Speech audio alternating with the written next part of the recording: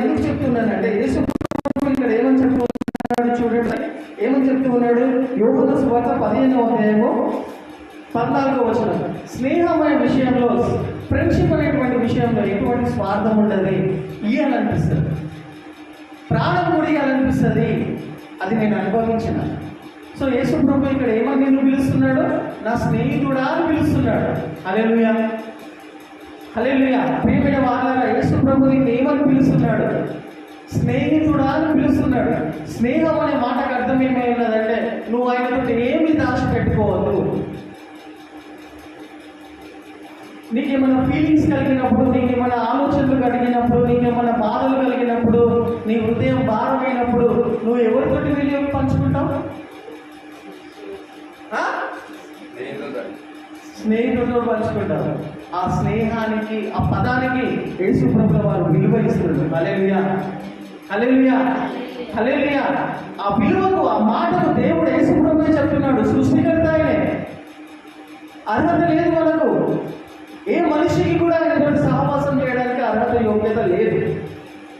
కానీ ఆయన కిందికి దిగేసి వచ్చి తను తాను తగ్గించుకొని నీతో కలిసి ఉండాలని, నీలో ఉండాలని, నీతో సహవాసం చేయాలని తను తాను తగ్గించుకొని ఏమంటున్నాడు తెలుసా? You are my best friend అంటున్నాడు. ఎందుకంటున్నాడు ఆ మాట? ఎందుకంటున్నాడు అంటే నువ్వు ఆయనతో ఏది దాచిపెట్టుకోవాలి. నీ భారాలన్నీ కూడా, నీ బంధాలన్నీ కూడా, నీ ఆలోచనలన్నీ కూడా ఆయనతో పంచుకోవాలని. నిజమైన స్నేహితుడు నిజంగా యేసు ప్రభు ప్రాణాలు ఇచ్చిండా లేదా? మళ్ళీ ఆ నిజమైన స్నేహితుడిని మనం పక్కకు పెట్టేసి, ఆ నిజమైన ట్రూ ఫ్రెండ్ని మనం పక్కకు తోసేసి, ఆయన మాటలకు విలువ ఇవ్వకుండా, ఆయన ఏమేమైతే ఆజ్ఞాపించి ఉంటూ ఉన్నాడో, మనకు ఏమేమైతే చేయమని చెప్తూ ఉన్నాడో, ఆ నిజమైన స్నేహితుని యొక్క మాటలనే మనం పక్కకు పెట్టేసి ఇంకెవరి మాటలు వినకుండా మనం నడుచుకుంటూ వస్తున్నాం. ఇంకెవరి మాటలు వింటున్నావు? ఎవరిని నమ్ముతున్నావు నువ్వు? ఇప్పటి వరకు మనము ఎవరిని నమ్మకుండా వస్తున్నాం? నిజమైన స్నేహితుని యొక్క మాటలు వినకుండా నడుచుకుంటూ వస్తున్నామా? నీ కోసం, నా కోసం ప్రాణం ఇచ్చిన ఆ నిజమైన స్నేహితుడు, అతని మాటలు వినకుండా నడుచుకుంటూ వస్తున్నామా? మన జీవితాలను కట్టుకుంటూ వస్తున్నామా? ఆ నిజమైన జీవితం మనం బ్రతుకుతున్నామా? లేకపోతే ఇంకెవరి మాటలు వినుకుంటా చిన్నప్పటి నుండి ఇప్పటి వరకు ఇంకెవరో మాటలు, ఏమేమో సాంప్రదాయాలు, ఏమేమో పద్ధతులు, అందులో వండుకుంటూ వచ్చినటువంటి వాళ్ళమై ఉన్నాము. కాబట్టి ఇప్పుడు మీ మనసులో, హృదయాలలో ఏమైతే బాధలు, ఏమైతే ఉన్నాయో, ఏమైతే కష్టాలు ఉన్నాయో, ఎందుకున్నాయో తెలుసా? చెప్పగలుగుతారా? అట్లా వాళ్ళ మాటలు వినుకుంటా అట్లా బ్రతుకుంటూ వచ్చినాం కాబట్టి ఉన్నాయి. హల్లెలూయా అందామా? ఆ బాధలు ఉన్నందుకు హల్లెలూయా అందామా?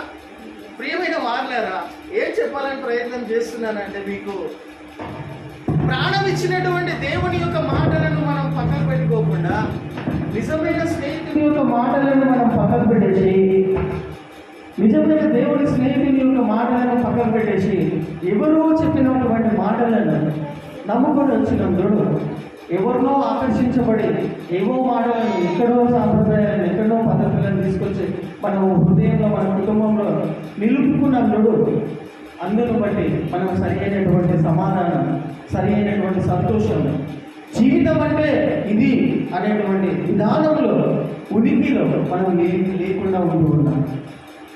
ప్రియమైన వారు పైన వచనాలు ఒకసారి చదవండి. పైన వచనాలు మనం చదువుదాం ఒకసారి. యోహాను సువార్త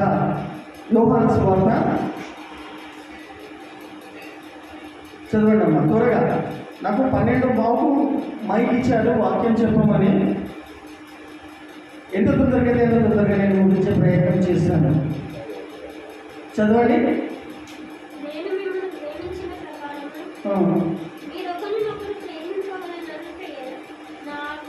10వ వచనం. ప్రాణం ఇచ్చి ప్రాణము పెట్టినటువంటి యేసు ప్రభు చెప్తున్నటువంటి మాటలు నీ లోపల ఇప్పటికీ నెమ్మది లేదు అంటే, నిజమైన మనిషినై ఉండి కూడా మనిషిలాగా బతకలేకపోతున్నాను నేను అని నువ్వు అనుకుంటున్నట్టయితే, జీవశవంలో నేను ఉన్నాను అని నీకు అనిపిస్తూ ఉన్నట్టయితే, దానికి కారణం ఏమై ఉన్నదంటే విన్నా అర్థం చేసుకోలేదు, అర్థం చేసుకున్నా దాని ప్రకారంగా నడుచుకోలేదు. కాబట్టి ఈ ప్రకారంగా మనం ఉంటూ ఉన్నాం. కాబట్టి యేసు ప్రభు చెప్తున్నటువంటి మాటలను మనం అర్థం చేసుకొని దాని ప్రకారంగా నడుచుకుంటున్నట్టయితే అది ప్రతి వ్యక్తి కూడా నడుచుకోగలుగుతాడు. హల్లెలూయా. నా కాడి సులువైనది అంటాడు. మనుషులు పెట్టినటువంటి పద్ధతులను, మనుషులు పెట్టినటువంటి ఆచారాలను పాటించుకుంటూ వచ్చిన మొయ్యలేని భారము నీ మీద పెడతారు మనుషులు. లైన్లో నిలబడి దర్శనాలను చూసుకోవడానికే ఇష్టపడతాం. లైన్లో నిలబడి దర్శనం కావాలనుకునే దానికే మనుషులు ఇష్టపడతాం. మనుషులు పెట్టినటువంటి పద్ధతులను అక్కడికి వెళ్తేనే ఆశీర్వాదం దొరుకుతుంది అనే మాటని నమ్మి ఇష్టపడతాం. ప్రయాణం కావాలి, ప్రయాణం చేయాలి, నేను కొంచెం సఫర్ చేయాలా, నేను అక్కడికి వెళ్ళాలా, అక్కడ ఆశీర్వాదించబడతాను, అక్కడ స్వస్థపరచబడతాను. ఇవన్నీ ఏంటి? ఇవన్నీ మనుషులు పెట్టిన పద్ధతులు, మన అలవాట్లు, పొరపాట్లు, మన నేచర్కి, మన స్వభావానికి తగినటువంటి విషయాలు. అందుకోసమే నిజమైనటువంటి సమాధానం, నిజమైనటువంటి నెమ్మది, నిజమైనటువంటి ఆశీర్వాదం మనం పొందుకోలేక ఉంటున్నటువంటి వాళ్ళందరికీ యేసు ప్రభుల వారు చెప్తున్నటువంటి మాట చూడండి. 10వ వచనం చదువు. నేను నా తండ్రి ఆజ్ఞలను గైకొని ఆయన ప్రేమ యందు నిలిచి ఉన్న ప్రకారము మీరును నా ఆజ్ఞలను గైకొనిన ఎడల, మీరును నా ఆజ్ఞలను గైకొనిన ఎడల. హల్లెలూయా. ఏమని చెప్తున్నాడు? యేసు ప్రభుల వారు తండ్రి అయిన దేవుడి యొక్క మాటలను విని గైకొనడము. వినాలి, ఫస్ట్ దేవుని వాక్యం విని అర్థం చేసుకోవాలా, వాటిపైన శ్రద్ధ పెట్టుకోవాలా, వాటిపైన మనం మనసు పెట్టుకోవాలా. వింటే క్రీస్తు గురించే వినాలని వాక్యం ఉంది. అలా చెప్పాలమ్మా. పాత నిబంధనలో దేవుడు ఏ విధంగా మాట్లాడేవాడు? ప్రవక్తల ద్వారా, వాక్యము ద్వారా, సేవకుల ద్వారా, స్వరము ద్వారా. యేసు ప్రభు రాకముందటి విషయాలు అడుగుతున్నాడు. ఎట్లా మాట్లాడేవాడు అని అంటే ప్రవక్తల ద్వారా, స్వరము ద్వారా. ఇప్పుడు నేను మాట్లాడుతుంటే మీకు ఎట్లా వినబడుతుందో ఆ ప్రకారంగా దేవుడు మాట్లాడుకుంటూ వచ్చేవాడు. కొత్త నిబంధన యేసు ప్రభు నమ్ముకున్నటువంటి ఈ కృపా కాలంలో దేవుడు ఏ విధంగా మాట్లాడుతున్నాడు? దేవుడు మాట్లాడడం అంటే ఏమనుకుంటున్నావు? అసలు దేవుడు నాతో మాట్లాడాడంటే ఏమనుకుంటున్నావు? ఎట్లా మాట్లాడతాడని అనుకుంటున్నావు? ఎట్లా మాట్లాడతాడు దేవుడు నీతో? చెప్పండి ఒకసారి. దేవుడు ఎట్లా మాట్లాడతాడు నీతోటి? ఎవరో ప్రవక్త వచ్చి నా గురించి చెప్పు చెప్పు చెప్పు చెప్పు చెప్పు, నా భవిష్యత్తు ఏది చెప్పు అని వాళ్ళ ముంగట మోకరించి, లేకపోతే ఏదైనా ప్రవక్త కావచ్చు, ఏదైనా వరాలనేటువంటి సేవకుల దగ్గర వెళ్ళి నువ్వు మోకరించి నా కోసం చెప్పు చెప్పు చెప్పు అంటే ఆ ప్రకారంగా మాట్లాడతాడా? వాళ్ళని ఏమంటారు? సోది చెప్పించుకునే వాళ్ళు అంటారు. కొత్త నిబంధనలో దేవుడు నీకు ఎంత గొప్ప ఐశ్వర్యం ఇచ్చిందంటే, ఎంత గొప్ప ఆధిక్యత ఇచ్చిందంటే ఆయన డైరెక్ట్ నీతో మాట్లాడతాడు. ఎవడో ఒక ప్రవక్త అవసరం లేదు, ఎవడో ఒక సేవకుడు అవసరం లేదు. నేను ఎందుకు ఇట్లా అంటున్నా అంటే, కఠినంగా అంటున్నానంటే దేవుడు ఇచ్చిన ఆధిక్యతను, దేవుడు ఇచ్చిన విలువను అర్థం చేసుకోవాలని ఎవడో అని అంటున్న వాళ్ళని. ఎందుకంటే వాళ్ళని నమ్ముకొని ఉన్నారు మీరు, వాళ్ళని నమ్ముకొని అక్కడ పరిగెడుతున్నాడు, పరిగెడుతూ ఉన్నాం మనం ఒక అన్యుల్లాగా సోద చెప్పించుకోవడానికి.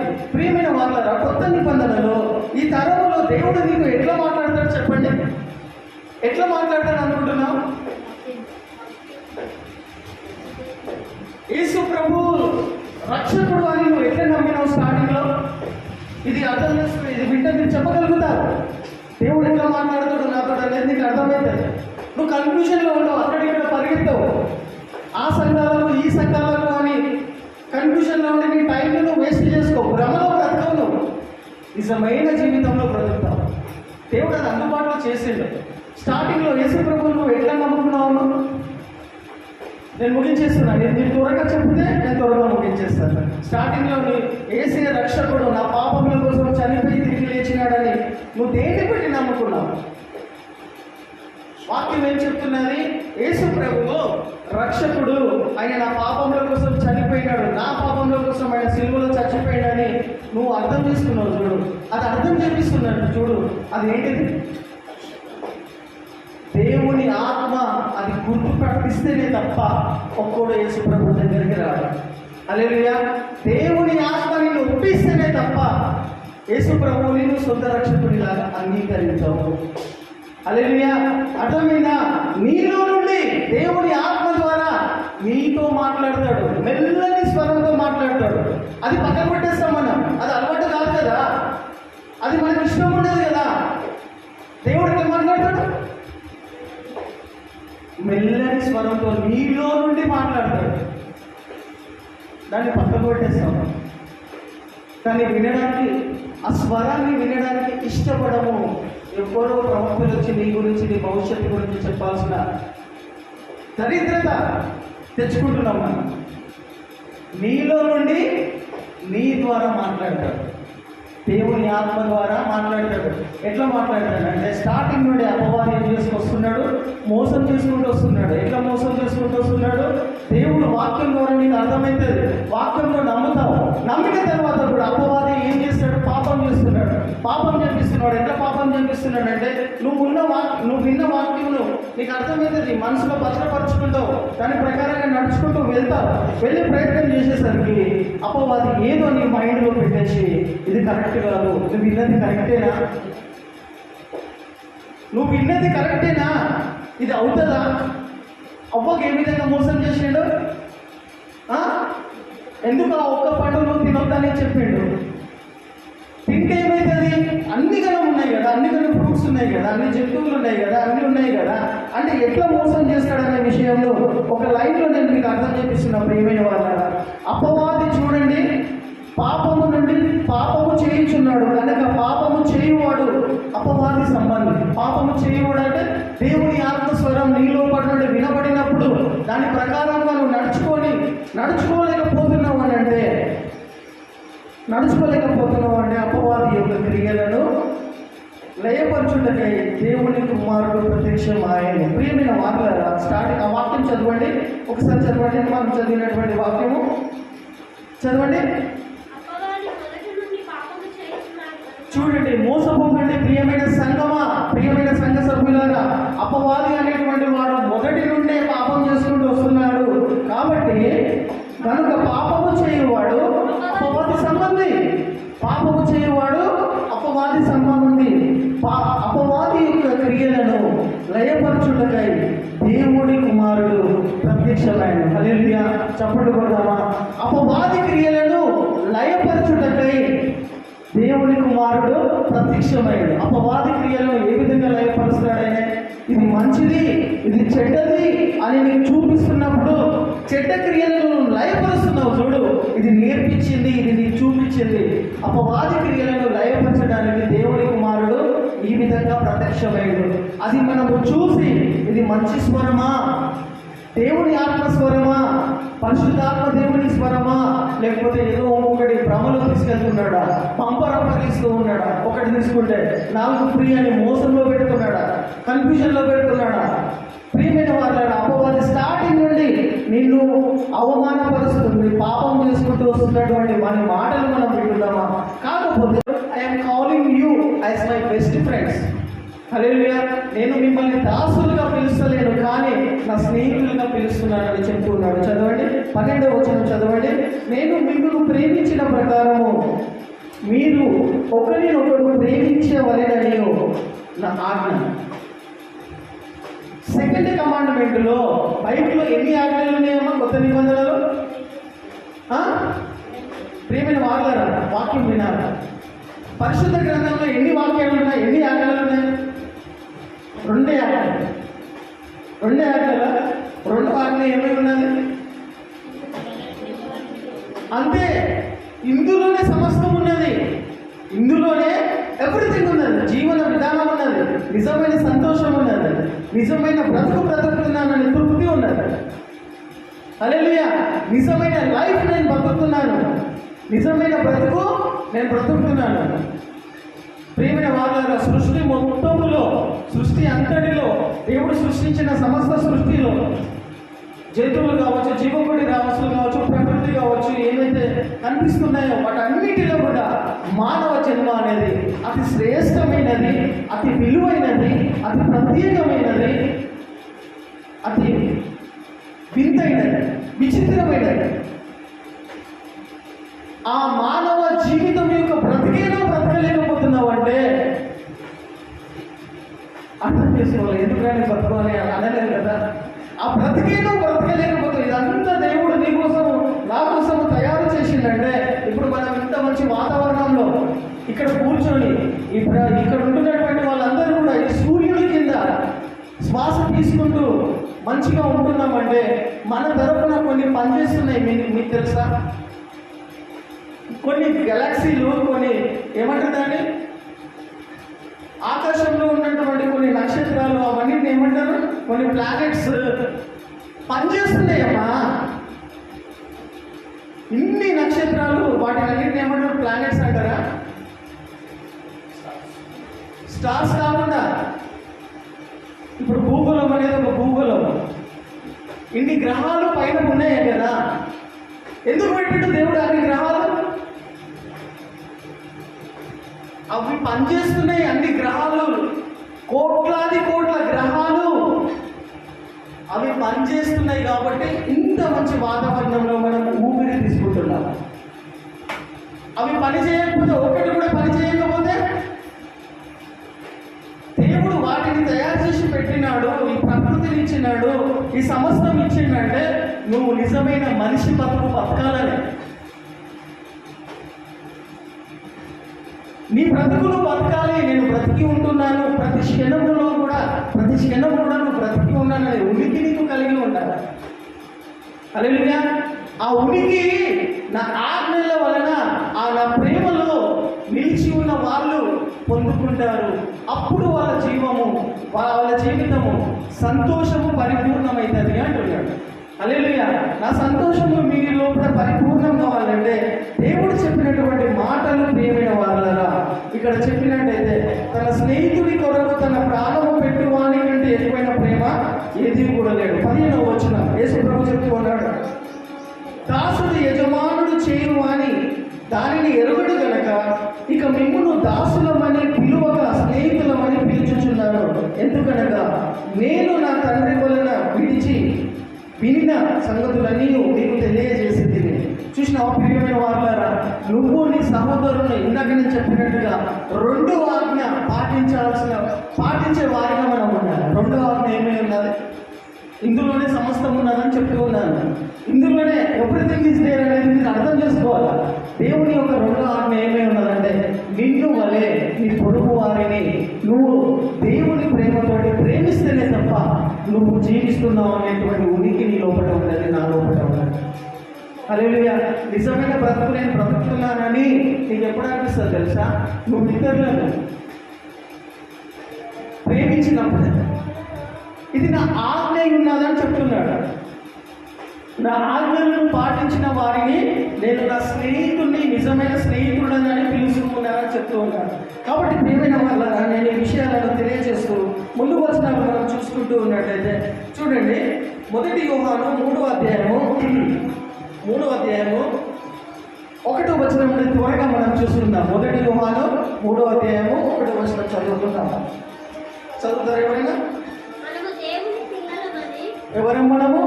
దేవుని పిల్లలమని పిలువబడినట్లు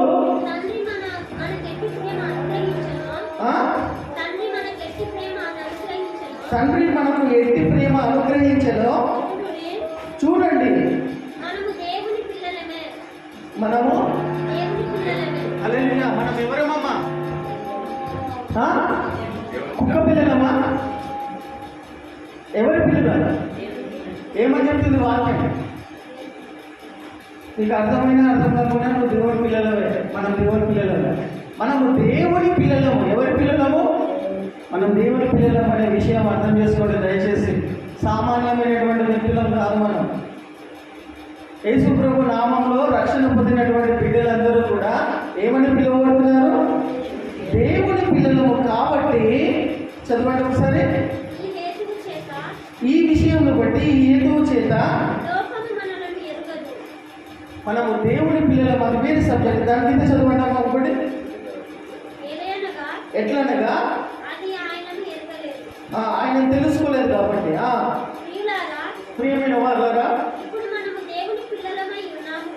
ఇప్పుడు మనము దేవుని పిల్లలమై ఉన్నాము కాబట్టి మనం ఇంకా ఏమవుతుందో అది ఇంకా ప్రత్యక్షపరచబడలేదు. కానీ ఆయన ప్రత్యక్షమైనప్పుడు ఆయన ఉన్నట్లుగానే మనం దేవుని పిల్లల మీద తెలిసి ఉండాలి. మనం ఆయన ప్రత్యక్షమైనప్పుడు ఆయన ఉన్న